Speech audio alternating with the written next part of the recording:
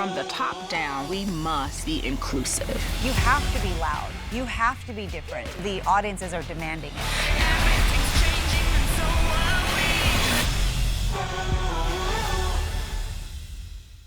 Thank you so much for coming out to today's Take the Lead Transparency Talk.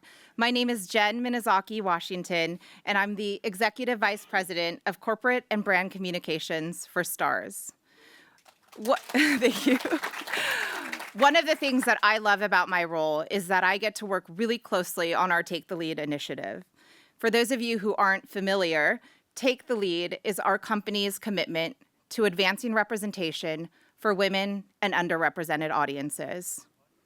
Through our Take the Lead work, we have the opportunity to partner with some wonderful leaders and organizations like CAPE, who we know are just as committed to representation as we are.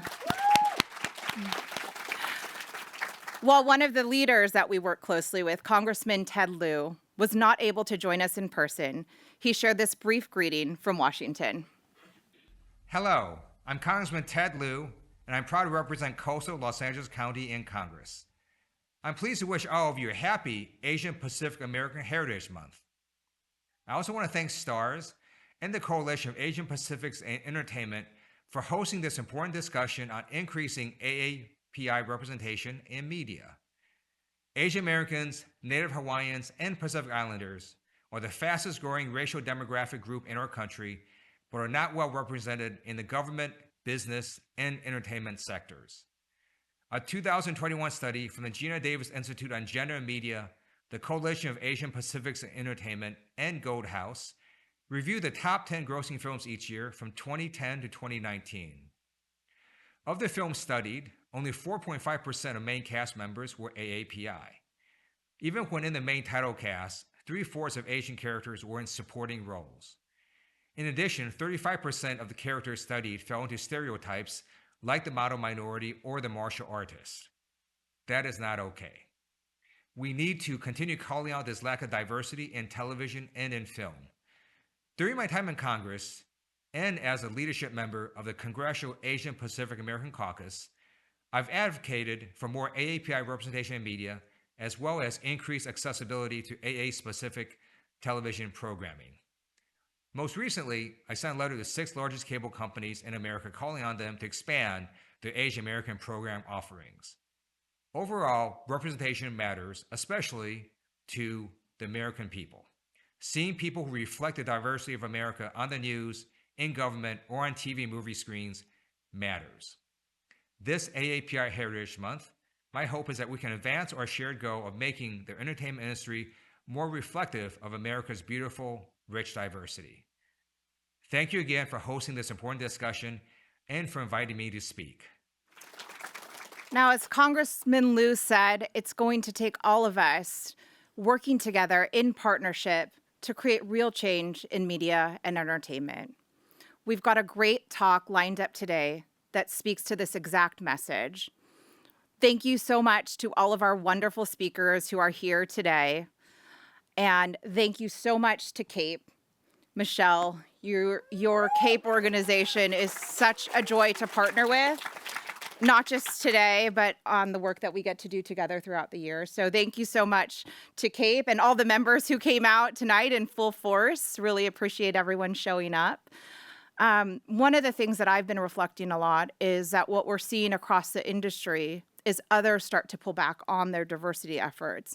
And at STARS, we remain wholly committed to advancing representation, and we know that CAPE is just as committed to this impactful work. I'll turn it over now to Michelle, and thank you again, everybody, for coming out tonight. Michelle Sugihara, Executive Director at CAPE. Thank you so much. Thank you so much, Jen, and thank you everyone for coming out tonight for this very important conversation. As Jen just mentioned, I'm Michelle Sugihara, Executive Director of CAPE, the Coalition of Asian Pacifics and Entertainment. And for over 30 years, CAPE has fought for Asian and Pacific Islander representation, both in front of and behind the camera. And we are so excited to be here tonight with Stars because they are one of our longtime partners, and it's our absolute pleasure to partner with them on tonight's event. Their Take the Lead efforts include their work in Washington, D.C., to important conversations like the one tonight. So thank you, Stars, for leading the way from the Hill to Hollywood. Now, we have a rock star lineup of panelists, and I'm so excited for this engaging conversation. So please, without further ado, join me in welcoming our fabulous moderator, Seema Modi.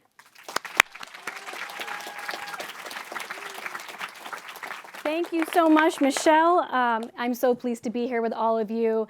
We are here all today to bring together a distinguished panel on amplifying Asian and Pacific Islander narratives through authentic representation as entertainment leaders are striving toward programs that feature authentic storytellers. API programming, as we know, has really come to the forefront of attracting audiences who are interested, deeply interested in viewing more diverse content across all types of media. Tonight's speakers are committed to really creating that change and really seeing that impact taken forward. So let's kick things off and get our panelists. I'd first like to introduce Sanjay Sharma. Sanjay Sharma is the founder and CEO of Marginal Media Networks. He's an indie studio focused on popular storytelling from outsider voices. Marginal has produced 8 indie films in just over 3 years, and the next 2 will feature at Tribeca Film Festival in June, which is very exciting. And he is a serial entrepreneur on the side, just dabbling in it, right? While you also producing. So Sanjay, welcome. I'd like to next welcome Zoe Chow,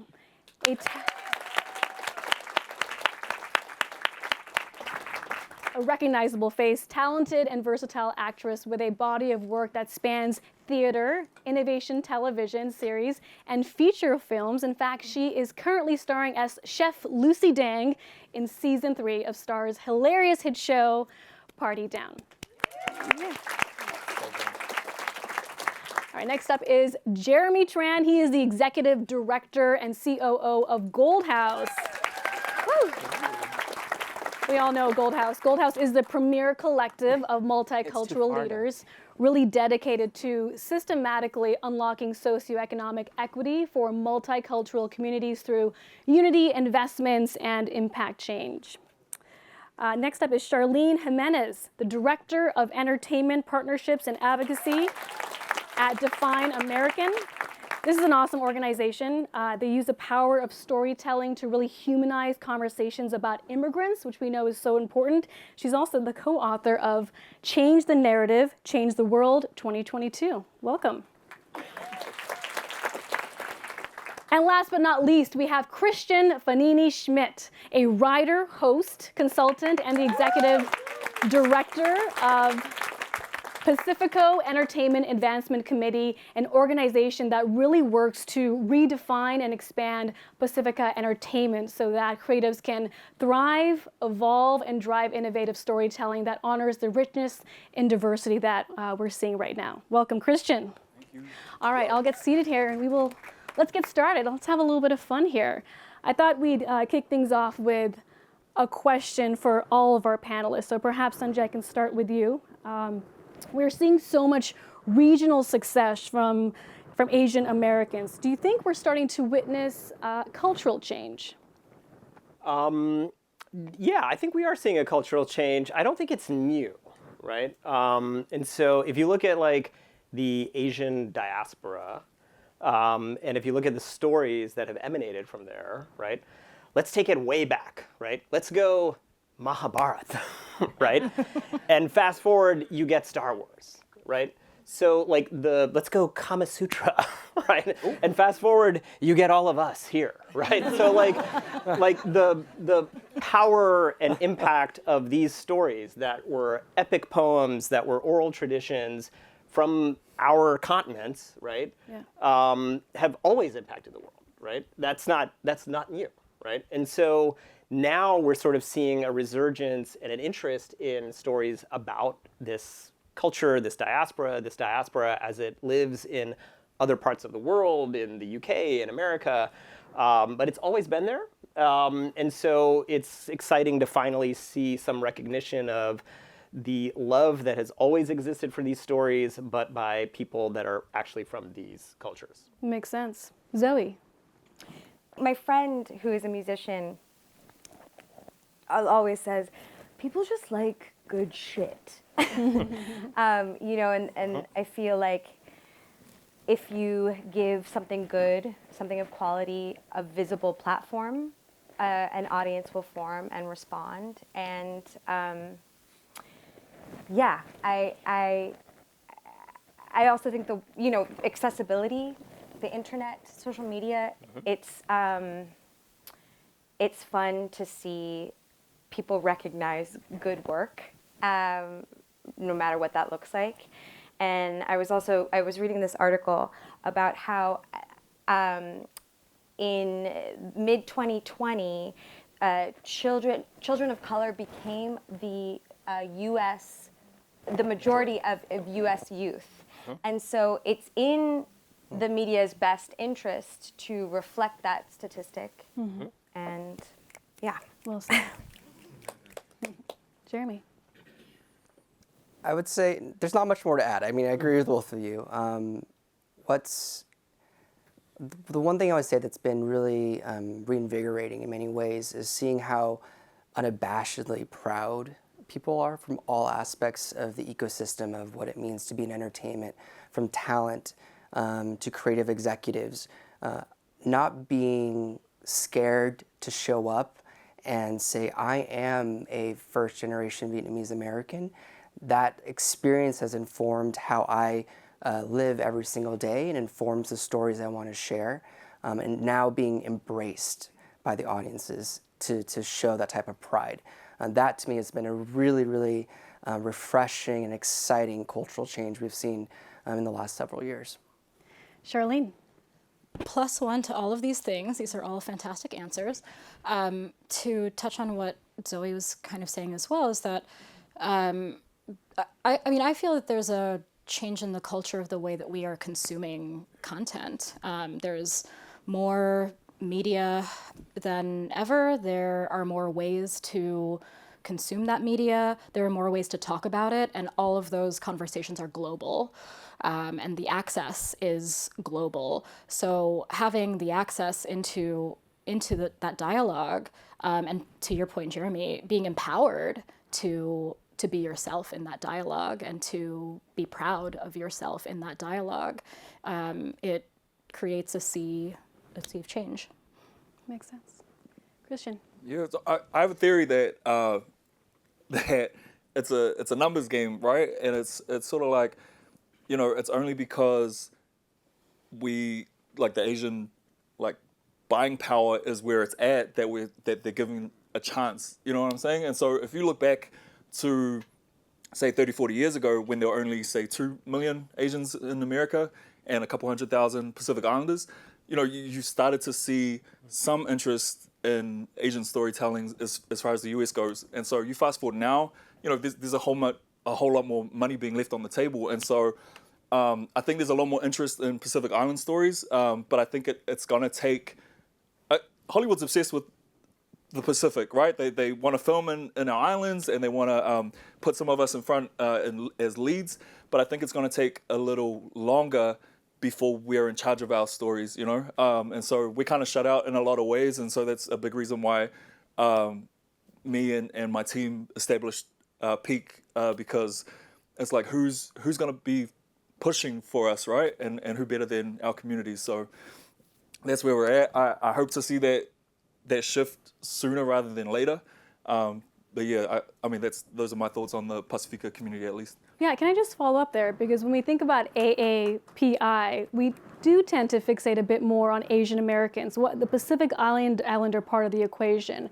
Why do you think that gets overlooked at times? And what is your organization really trying to do to improve storytelling? Yeah, sure. So for those who don't know, Pacifica is a transliteration of Pacific. And so that's how a lot of us identify instead of Pacific Islander, because it kind of gives us ownership of what's essentially a white word, right? And we often get, I mean, you're gonna have to ask the Asian community why we get erased, right? Because they're the ones who are kind of erasing us most of the time. But I mean, I have my thoughts. I think again, it goes back to just numbers. I think you can't separate it from, and I know a lot of people are gonna will probably dig more into this as the conversation goes, but I don't think you can separate it from anti-blackness either, because it's kind of like the darker the Asian, the darker the Pacific Islander, the less attention you're going to get, right? Or the less of a voice, or the more you're going to be erased, I should say. And then I think if we talk about erasure too, I think the biggest battles that Pacific Islanders are coming up against is indifference. Like, I think it's just like people don't care. It's kind of like, oh, you're kind of insignificant as far as numbers go. So I think I find most of the battles that I'm kind of fighting right now is indifference. Yeah. Clearly, a need to raise awareness. Zoe, I'm very fascinated by your story. Your Nana is from Shanghai. Did I get that right? Yes. But you grew up here in the U.S. Yes. You studied arts at Brown. Mm-hmm. What kind of led you to then decide to become an actress, and what are some of the challenges you faced? Okay, two questions. Gonna map them. I guess, I've always been really curious about human beings, and have been studying them since I was little, or us, studying us. And Secret you're telling us. Where are you really from? yeah. But as a kid, I would just mimic adults all the time and the weird things that they said and did. And I would, like 5-year-old me, take my Nana's bag and fill it with stuff and just like sift through it, always trying to find my keys. And I think those were my early performances. And my entry into performance. And I was super lucky. I was born into a family of artists and teachers who've always supported us following our interests. But I was actually the one who thought that acting as a real profession was not going to be available to me.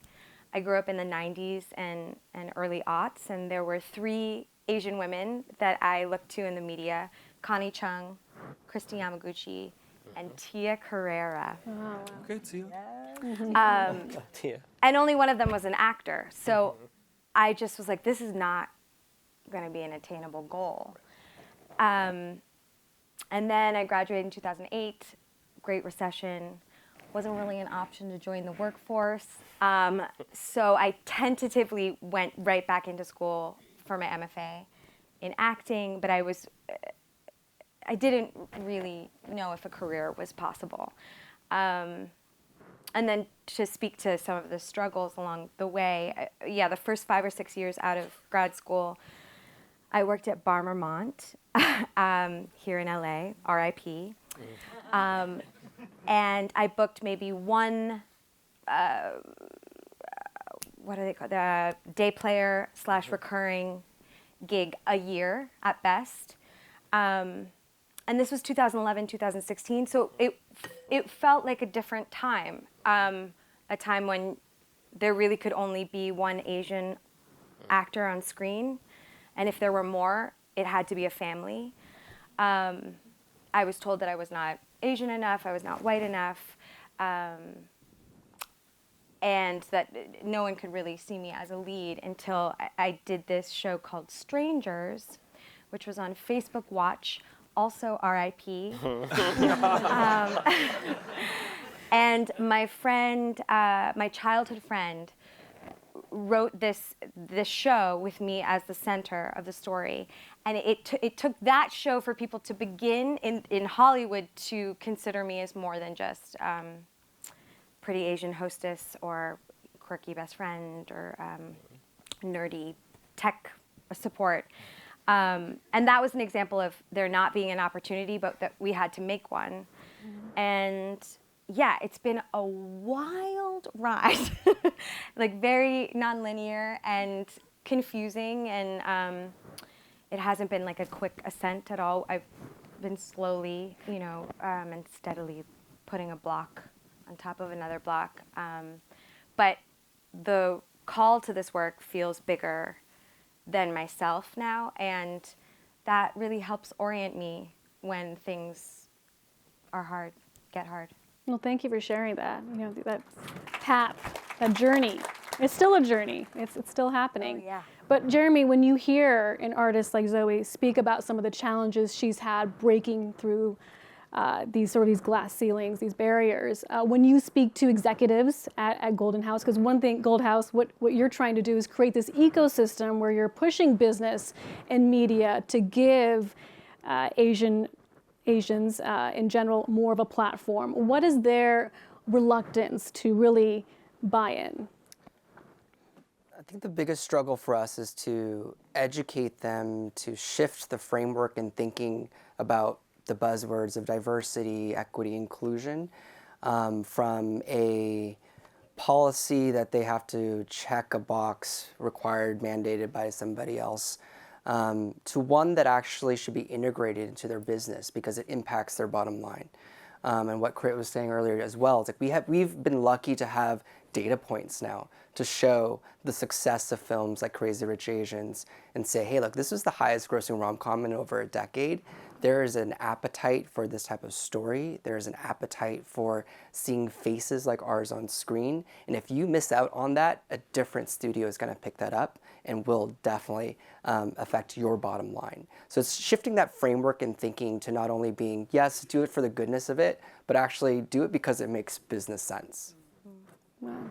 Charlene, it's amazing because you just completed this extensive research which really shows the power of TV, right? The impact it can have on culture and how Asian Americans are seen by society. What did you find? Yeah, so I will say that we co-authored this research with many individuals, but Define American, the organization where I work, we co-authored this with USC Annenberg's Norman Lear Center, and this study is specifically on immigrant representation in television, immigrants from all over the world, including AAPI immigrants. And one of the biggest findings out of the research was around the criminalization of immigrant characters, that this time around more immigrant characters on television are associated with crime than in any of our past two studies. This is very dangerous. It creates this culture of fear. It creates inaccuracies in how we perceive folks that are out there. Specifically on the AAPI front, our findings were that AAPI immigrant representation this time around, and I'm going to put AAPI in quotes, was double the amount of representation that we saw in our television research in 2020, which is the last time we did the study. However, and Crit and I have talked about this, that almost completely excludes the PI part of that. And so we're, on the immigrant scope of things, we are seeing a mirror to the way that broadly these groups are represented. So in the AAPI data in 2020, it was something like 12% of all immigrant characters on screen were AAPI, whereas in real life, 27% of all immigrants in the US are AAPI. And as I mentioned this time around, it's at parity, but in looking at the actual characters on screen, there weren't any PI characters. So, you've talk a lot about the disaggregation of that data. We got to get there. And the only reason we group that together is to be able to marry that back to real world demographics. But it still contributes to this overall erasure of many communities. No, it's like we know it, but then to hear these shocking stats, it really confirms what we sort of thought. And Sanjay, I'm curious your view when you hear this. I mean, clearly there's room for improvement. And when you look across the media landscape, would you say there are certain areas where we are seeing diverse storytelling being truly embraced? Yeah, I mean, look, it's getting better, but I'm unfortunately an optimist by nature. But in the current moment, I feel like the pendulum is already swinging backwards, right? And so this is the moment where either we leap forward or it's 2 steps forward, 1 step back, right? So demographics is destiny. The industry is changing. We're in the middle of a writer's strike, right? Largely premised on the impact of technology on the business of filmed entertainment, right? So we've now witnessed the birth of the first global networks. It's never been a thing, right? And so with streaming, we're reaching the world through one distributor, right? And if this town makes 80% of the world's premium entertainment, and at the same time, 85% of the world is not white, right? Demographics is destiny. That's just how it works, right? So we're the consumers, and we'll start to be seen as the creators, not just the consumers of popular entertainment, right? And so to me, there is this feeling of the town and the industry that is really more like a club than an industry. And is run by 400 or 500 people, right? I mean, it's a remarkably, for a multi-billion-dollar global industry, right? It's not like the pharmaceutical industry, the commercial real estate industry, even the tech industry, all of which have their own problems. The industry is run through a system that is controlled largely by a very small group of intermediaries, gatekeepers, and ultimate decision makers, right? So all of us who are creative people, and all of you who are probably creative people if you're out here tonight, we all have to put our product, right, through a pipeline that is huge on the other side, but has this like throughput chokehold, right? And so the more our aspirations and our visions for stories get reduced to like, oh, that's the DEI stuff we got to do, right? The more, this is how colonial power works, right? The more we're reduced to fighting with each other for that one slot, right?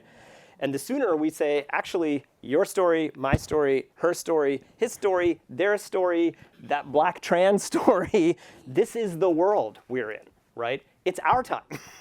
We can control this. And guess what? More people in the world want to see our shit. So like at some point this will change, right?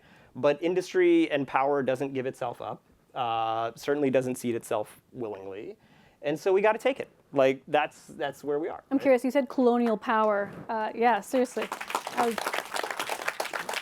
On the topic of colonial power, how else is that showing up in media? How we're being represented on TV? Oh, I mean, how much time you got? Look, we're all colonized people in some ways, right? Even if you were born here, America is a colonized country, right? So we're all products of colonialism. I'm the product of empire I was born in India, right? We just saw the coronation of a new monarch. And so suddenly there are conversations about the Kohinoor diamond, right? It's inextricable from our lived experience, and it's inextricable from the history of modern filmed entertainment, right? Which largely began in the West, right? And so I don't know. Defer to some other people about like colonialism and storytelling. I will say, because it leads to stereotypes, right? Then we only play certain characters in these shows. Jeremy? Yeah, and it's telling our stories through a different lens than our own lens, right? So being put through a machine of sorts in Hollywood that is only used to seeing certain stories, only used to seeing comfortable seeing us being portrayed a certain way is kind of the impact of colonialism. But I'm also very optimistic, seeing more and more so this resistance from our communities, from communities like ours, and this desire from the audience to give us the platform to tell our stories our way. Yeah. When did you first identify that there is this, not only a lack of representation, but clearly a need? And as a demographically, fastest growing ethnic group, but at the same time not being represented in media? Since I was a child, I guess. I think personally I've seen the need just growing up because there was a disconnect between what I was living every day and what I saw on television. So I grew up in an area called Little Saigon in Orange County, and I just thought, oh, the rest of the world must be so different. Like everyone must be this, white picket fence, white family with a dog, and I'm just living in this strange place. And it took me to get out of that bubble and into college to meet a lot of other communities and be on the ground and to realize that, no, that's not how the rest of the world looks. That's how that Hollywood lens shapes the world. So I think it started since I was a child, and since then, something that I've been passionate about but not lucky enough to work in until recently with Gold House in the last about 4 to 5 years, where we saw some successes from really, really powerful stories and that continuing momentum that I hope will continue so, thanks to all of you and everyone's support and the incredible work everyone's putting out there, to really change the industry for the long term. Ooh, I just want to jump in and piggyback off both Sanjay and Jeremy. And when we talk about colonial narratives, right?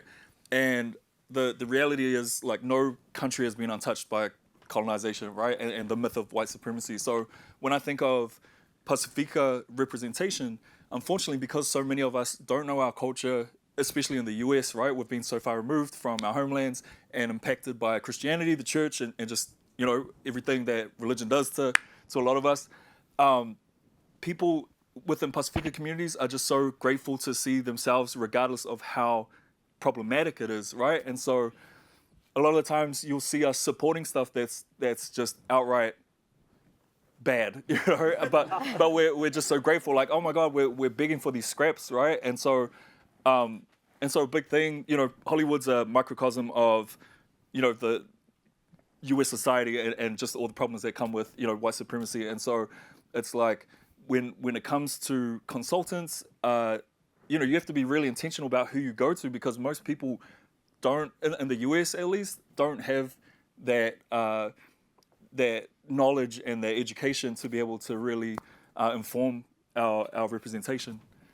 Yeah, that's such a great point. It's fascinating, Charlene. I know you've also done some work around this on how creatives can combat tropes and stereotypes. What's your advice? What's your insight that you've seen on this? Sure.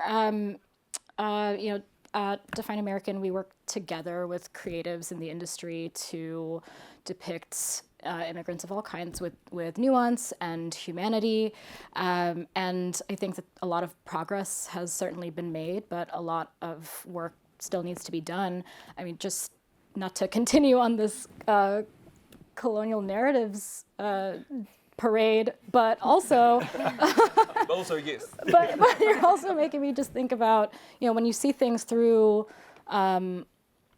through that lens, you tend to center trauma-based storylines and stories of fear, and that is also harmful. I mean, certainly those traumas are real. Colonialism is real. I'm Indian and Filipino. My last name is Jimenez. Thanks, colonialism. But I lost my train of thought. Oh, yes. No more trauma storylines. I'm over that. But how do we stop those storylines? We should the producers? Center joy. I think moving away from fear-based narratives and moving towards storylines that center joy, people just existing as they are, and I think that is possible, and it's about putting people from the communities that are being represented in the positions of power in this industry, behind the camera as well as in front of the camera. I think that I used to work at a studio where I, as an Asian American woman, didn't quite feel seen. And now that studio is producing a film called Joyride that is one of the most nuanced depictions of Asian Americans I've seen in recent memory. And so progress is happening out there, and it's exciting to see. We just have to put those folks behind the camera as well as in front of. That's incredible.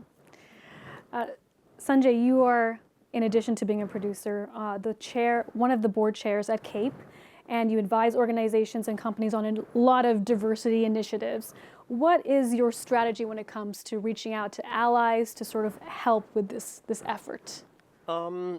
Yeah, so I've been on the board of CAPE for a long time, and also on the board of Goldhouse.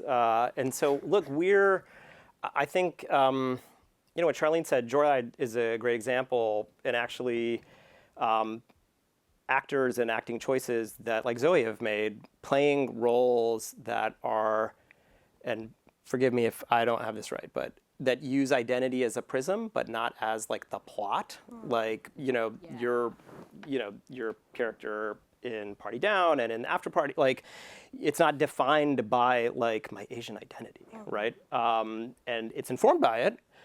It's not erased from it. It's present, right? And so Joyride, that's the movie we're asking for, right? And so I think part of what we aim to like explain to people, especially in the industry, is there's huge audience, there's huge appetite for commercial narratives, right? When I started our company, the whole thesis was we've been allowed as people of color or marginalized communities into Hollywood with very limited permissions, right? We've been allowed in to tell two specific kinds of stories: extreme hardship and trauma, or great exceptionalism. That's okay too, right? And the best one is the one that combines them both. Right? Because what does that do? That gives what is seen as a predominantly mainstream white audience, right? That statistic is not correct, but that's the perception, right? A window into another culture, but the feeling by the time the movie ends that everything is still all right here, right? I learned something, but I can go back to my life. Everything's cool. Work hard. You can make it here, right? And so we have, started to create, I think, because we have critical mass, creatively and commercially, and just by demographics, to say, actually, we all grew up watching Steven Spielberg. We all grew up watching the most commercial movies in the history of filmed entertainment, and that's why many of us, not all of us, moved here, right? To like make sci-fi, to make action, to make thriller, to make horror, to make rom-coms, to make stoner road trip comedies like Joyride, right? Like that's what we love about filmed entertainment, right? And so I think now the work of CAPE and Goldhouse is evolving to be less about just like, let us in.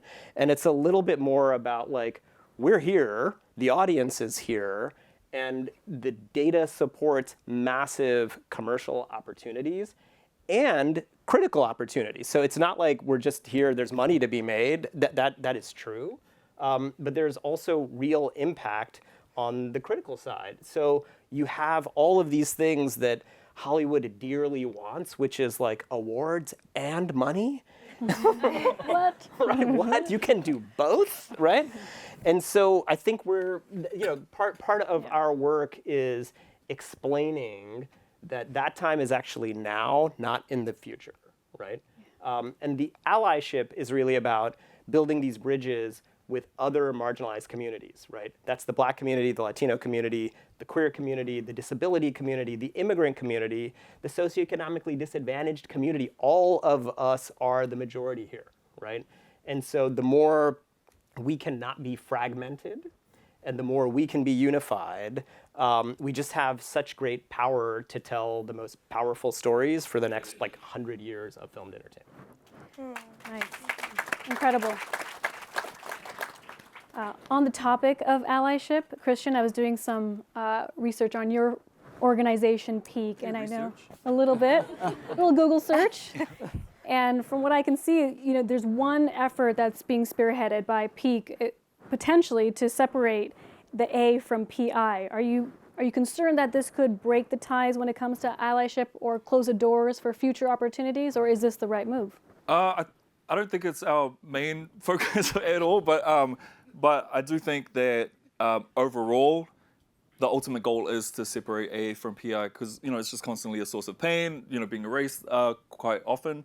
Are we ready to do that yet? That really depends on who you ask, right?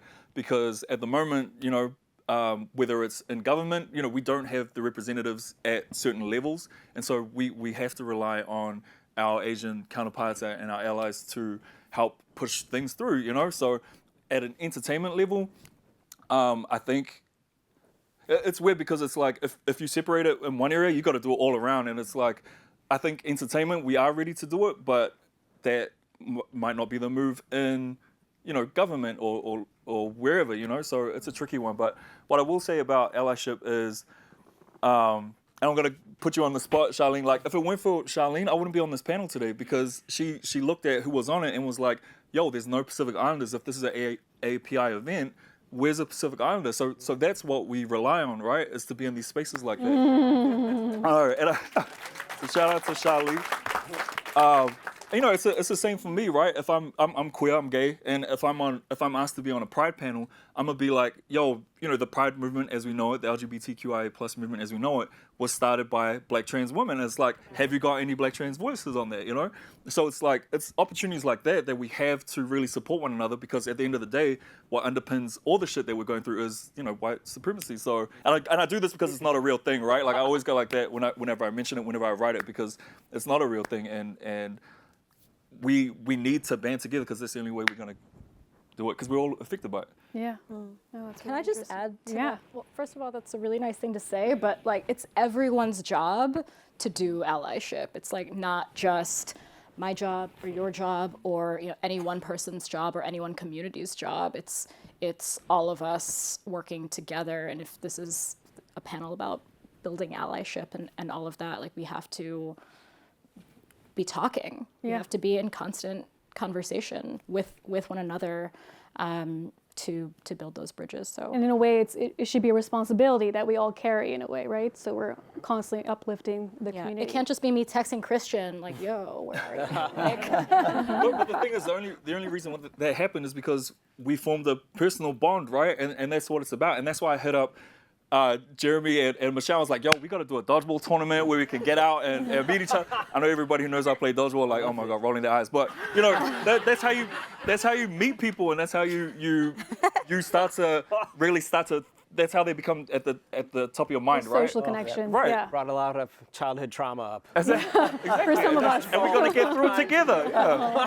Center joy. Center joy. You're all invited, by the way, to dodgeball. So I want to hear that story later. Dodgeball.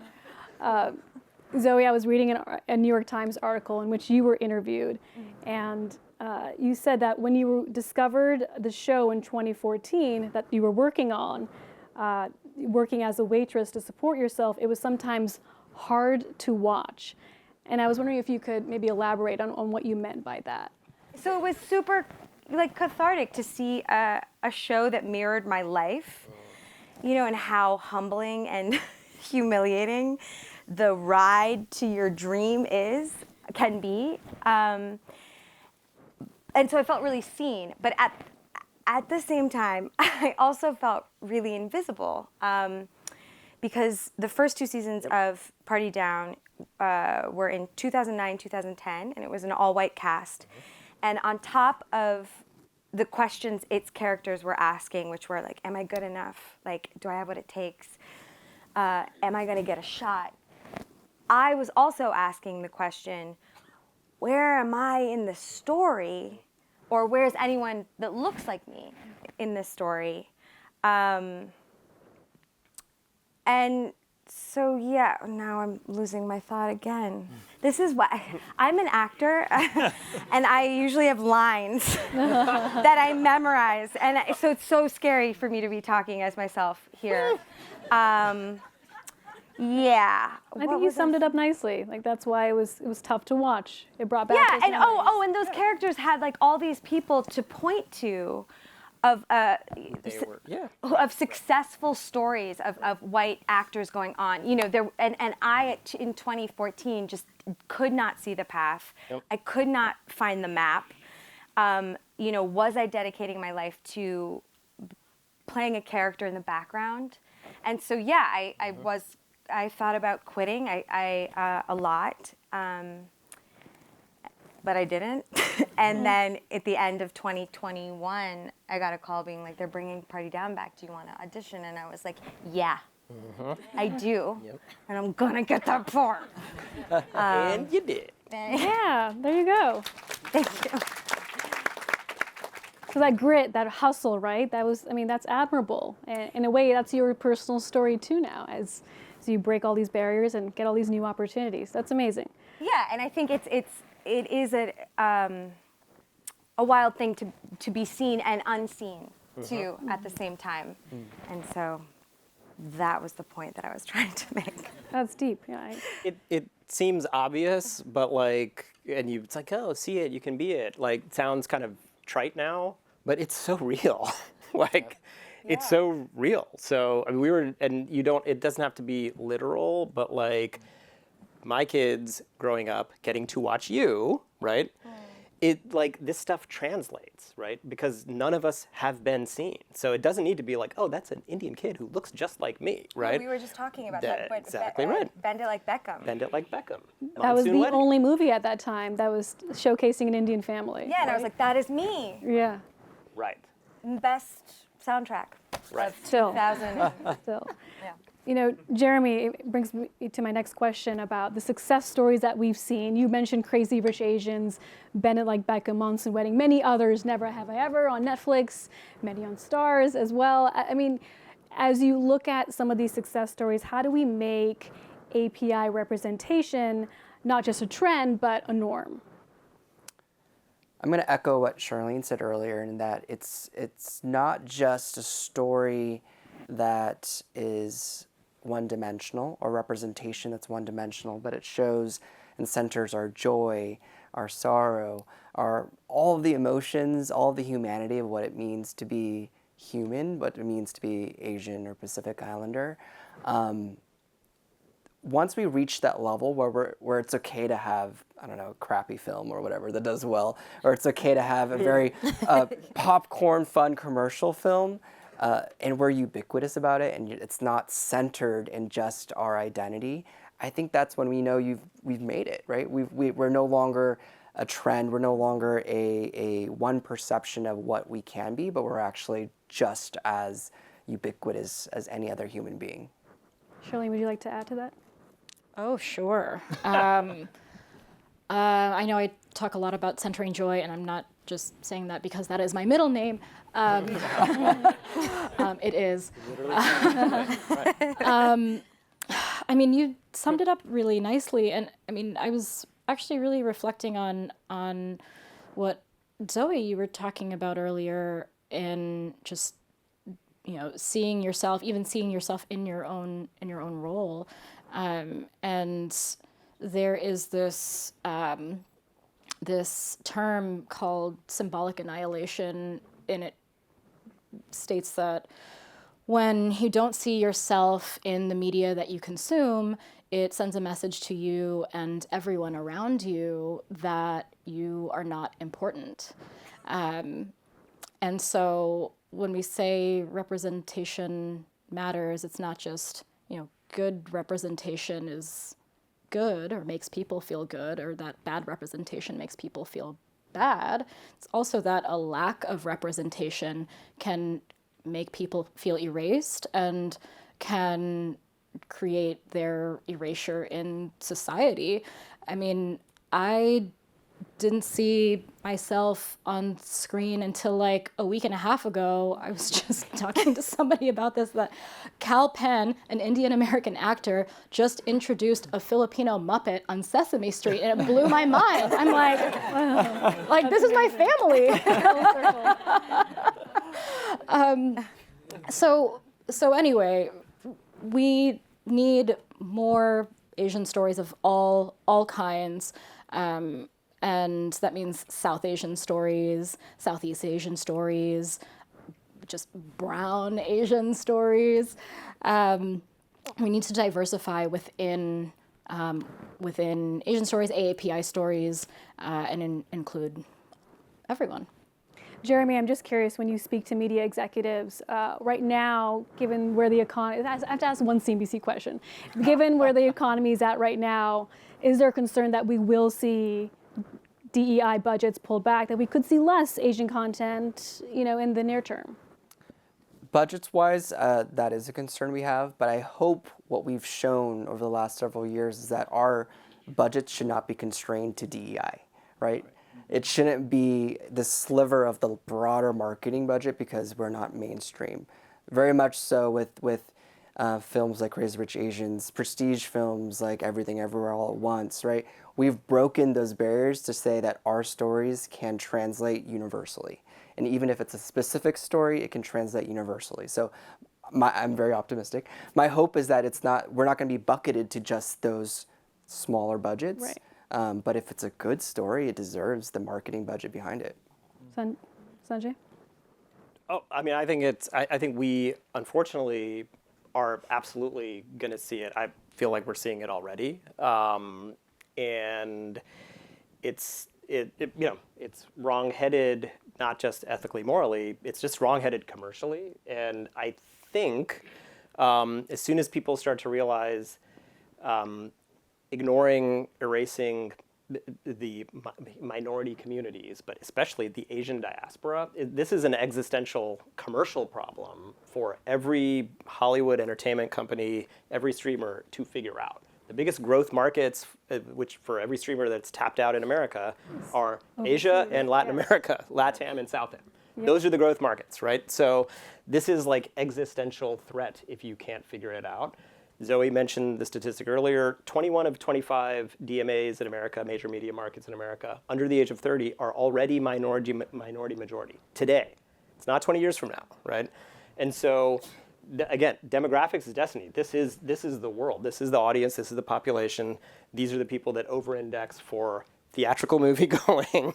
We're the consumers and the creators. So figuring this out and getting ahead of it is an existential problem for entertainment companies. We've had the opportunity to discuss the progress made, some of the challenges and potential solutions, but I'd love to end with opportunities and future possibilities for our community. What you're most excited about as you look forward? Christian. I wouldn't even think about that. I'm most excited to see, so as an organization, we're really pushing, like I think the people who are doing the best job of representing us are indie filmmakers coming from Hawaii and Aotearoa, otherwise known as New Zealand. And I'm excited to see us building relationships with studios and decision makers, streaming services to help funnel them to, create that pipeline so that, our people are in charge of our stories. I think that's it's a big thing for us. And then also just finally having people in like, for instance, co-founder of Peak, Dana Ledoux-Miller, she's a Samoan showrunner and writer and producer. Seeing her do things like run a writing fellowship and things like that. We're just starting to see, like, we model ourselves after Cape, and so shout out to Cape, who's been instrumental in getting us off the ground. So it's like for us to finally be able to kind of get things rolling and to see how far they've come, it's promising for us. So yeah, I hope that answers. Great. Charlene? This is what we're excited about, what to look forward to. There's a lot of things out there, and as you just were mentioning, fellowships, Define American, we have a fellowship, an immigrant artist fellowship that's really exciting. You all should know about it.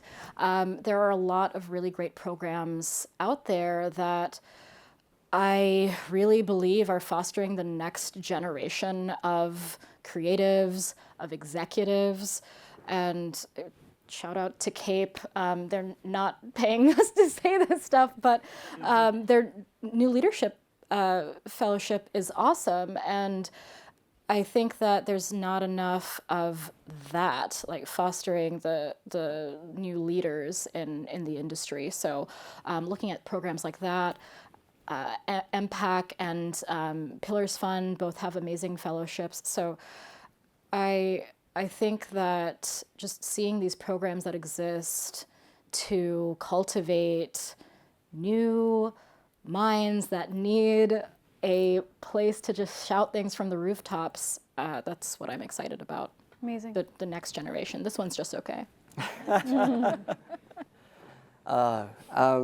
First of all, this room is incredible. I'm excited about how packed this is. We were talking backstage, like they were bringing extra chairs out. That's incredible.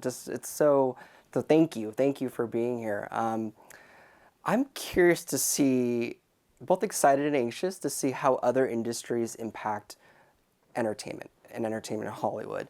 I think the lines continue to be blurred a little bit, to see how music, how new tech starts to be integrated, right? You're seeing a lot of crossover and cross collaboration. So I'm hopeful that all of those things will work out well for our communities and for marginalized communities, and we can leverage a lot of these exciting changes in a way that gives us the platform and visibility to share our stories, but also a little anxious. Yeah, it's fair. Zoe? From a personal standpoint, I'm excited about just continuing to explore. Like, it feels like it's the first time where I, as a performer, get to really ask the question, like, what, who do I want to play? What do I want to play? Like, let's stretch and expand. Like, this face we are now at a place where or working towards a time where this face can be so many different people. I don't just exist in one space in real life, so I'm not going to limit myself on screen. And it's thrilling to me that movies like Past Lives is, you guys are about to see that film. It's stunning. So yeah, I feel like whenever I start a project and I go into set, I think about like all the BIPOC performers that have come before me, and that I wouldn't be there because of them. And so it's just exciting to finally explore the space that they've paved, and yeah. Love it. Sanjay? Excited, so much stuff to be excited about. Past Lives. Our sisters in Joyride. I'm super excited to just get out there for that. Our sister Sujata Day is taking the American Pie franchise and remaking that. Like, these are the kinds of things I'm excited about, right? We have 2 movies at Tribeca in just a couple of weeks in New York. If any of you are out there, please message me. We'll get you in there. One's a movie called The Secret Art of Human Flight by H.P. Mendoza, as a queer Filipino filmmaker. The other is called Cypher by a guy named Chris McCarble, who's a queer Iranian-American Persian filmmaker. It stars the recording artist Tierra Whack. And so, we're just mixing it up, man. We're out here mixing it up. I'm excited to see what so many of us and so many of you are doing. Fabulous. Cool. Well, this comes to the end. We're going to have to wrap, but I learned so much. Thank you for sharing your insight today. I hope all of you learned a lot as well. Yes.